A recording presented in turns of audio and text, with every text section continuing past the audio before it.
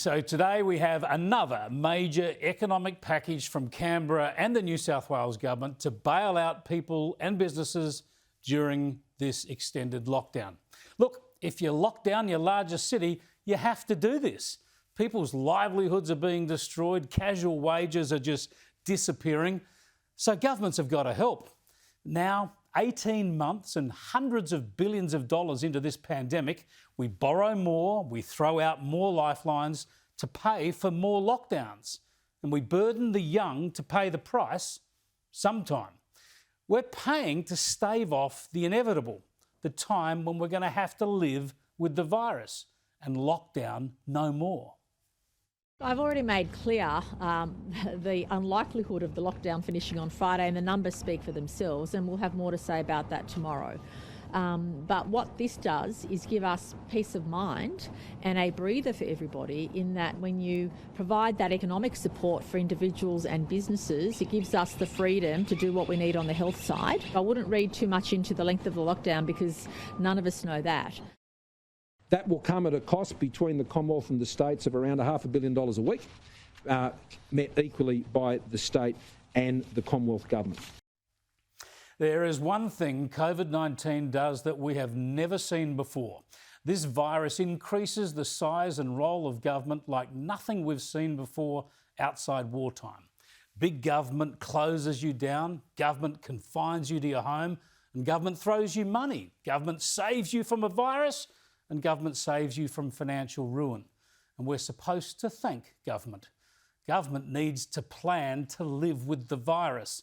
And the four-stage plan announced just a fortnight ago already seems to be forgotten. We can't wait until everyone is vaccinated. Large numbers of people never will be. It must be about protecting the vulnerable. There has been another death, sadly, in the New South Wales outbreak, even as there are some encouraging signs in the other infection numbers. But a man in his 70s has died. We don't know whether or not he was vaccinated. Remember that 73% of all Australians aged over 70 have now had at least one jab. They are the most vulnerable, and they are largely protected. Let's look at the statistics for coronavirus infections and deaths in this country. When you look at overall infections, the young adults dominate. Large numbers of people in their 20s, 30s and 40s make up the overwhelming bulk of infections. But of course, it's the older people who feel the effects. When we look at the deaths, the young are almost completely immune. And it's people in their 70s and 80s and beyond who make up the bulk of fatalities. Health data also shows that 3/4 of all those who die have comorbidities. All deaths are sad, of course, and we need to minimise them. But we're talking mainly about elderly people with comorbidities, people who, in the main now, are vaccinated. So the other key statistic on the age of COVID fatalities is that the average life expectancy for Australians is 82.5 years, whereas the average age of people who have died from COVID is 85. They are older than the average life expectancy. Now, again, we're not callous. Every passing is sad.